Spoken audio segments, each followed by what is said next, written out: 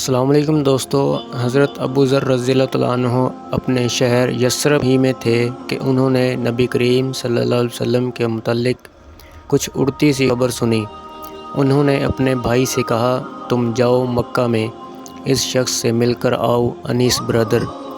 ابو ذر ایک مشہور فصیح شاعر زبان آور تھا۔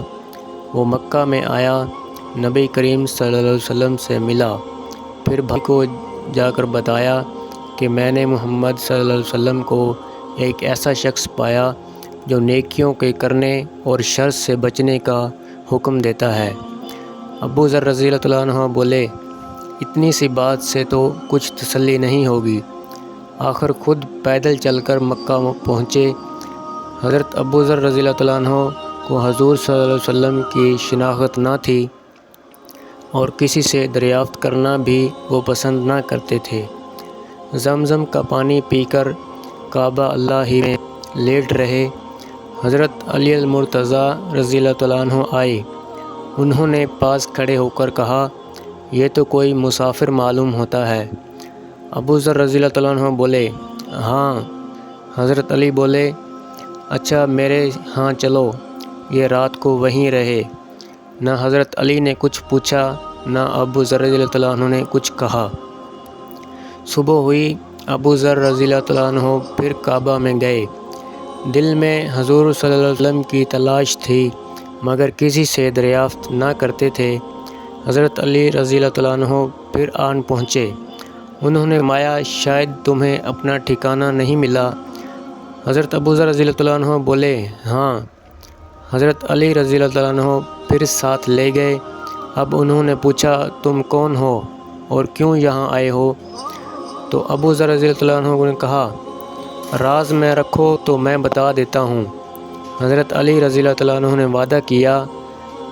تو ابو ذر رضی اللہ عنہ نے کہا، میں نے سنا ہے کہ اس شہر میں ایک شخص ہے جو اپنے آپ کو نبی بتاتا ہے۔ میں نے اپنے بھائی کو بھیجا تھا، وہ یہاں سے کچھ تسلی بخش بات لے کر نہ گیا، اس لیے خود آ گیا ہوں۔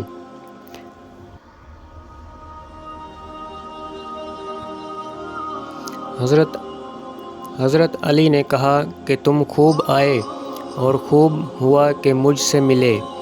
دیکھو میں انہی کی خدمت میں جا رہا ہوں، میرے ساتھ چلو، میں پہلے اندر جا کر دیکھوں گا، اگر اس وقت ملنا مناسب ہوگا تو دیوار کے ساتھ لگ کر کھڑا ہو جاؤں گا، گویا جو تا درست کرتا رہا ہوں۔ الفرز ابو ذر رضی اللہ عنہ حضرت علی کے ساتھ خدمت نبوی صلی اللہ علیہ وسلم میں پہنچے اور عرض کیا، مجھے بتایا جائے کہ اسلام کیا ہے۔ تو حضور نبی کریم صلی اللہ علیہ وسلم نے اسلام کی بابت بیان فرمایا اور ابو ذر رضی اللہ عنہ اسی وقت مسلمان ہو گئے۔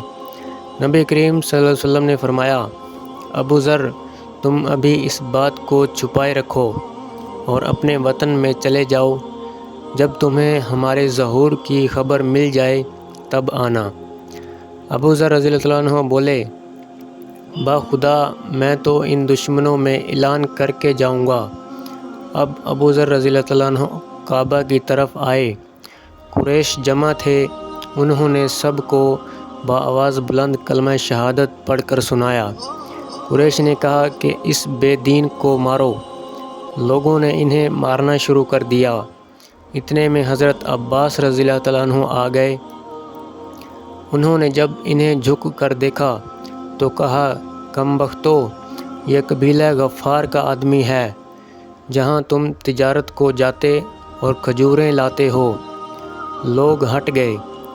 اگلے دن انہوں نے پھر سب کو سنا کر کلمہ پڑھایا۔ لوگوں نے پھر مارا اور حضرت عباس رضی اللہ عنہ نے ان کو چھڑوا دیا۔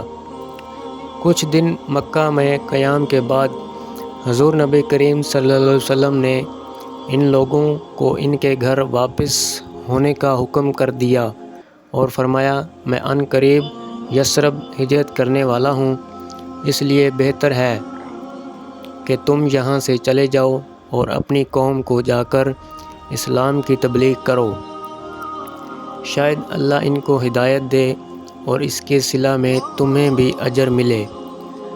انہوں نے آپ صلی اللہ علیہ وسلم کا ارشاد پاتے ہی روانگی کا تیاری شروع کی اور وطن کا سفر شروع کرنے سے پہلے اپنے بھائی انیس سے ملے۔ انہوں نے پوچھا کیا کر کے آئے ہو؟ تو حضرت ابو ذر رضی اللہ تعالیٰ عنہ نے جواب دیا کہ میں دارہ اسلام میں داخل ہو گیا ہوں۔ یہ سنتے ہی آپ رضی اللہ تعالیٰ عنہ کے بھائی نے بھی اسلام قبول کر لیا۔ یہاں سے دونوں بھائی تیسرے بھائی انس کے پاس پہنچے، وہ بھی ان کی دعوت اسلام دینے پر مشرف با اسلام ہوئے۔ اس کے بعد تینوں بھائی وطن پہنچے اور دعوت حق میں اپنا وقت صرف کرنے لگے۔ اللہ تعالیٰ نے ان کو ہدایت دی اور سارا کا سارا قبیلہ مسلمان ہو گیا۔ دوستو، آج کا ایمان افروز واقعہ آپ کو کیسا لگا کمنٹ میں ضرور بتائیے گا، اور آئندہ نئی ویڈیو حاصل کرنے کے لیے ہمارے چینل کو ضرور سبسکرائب کریے۔ شکریہ۔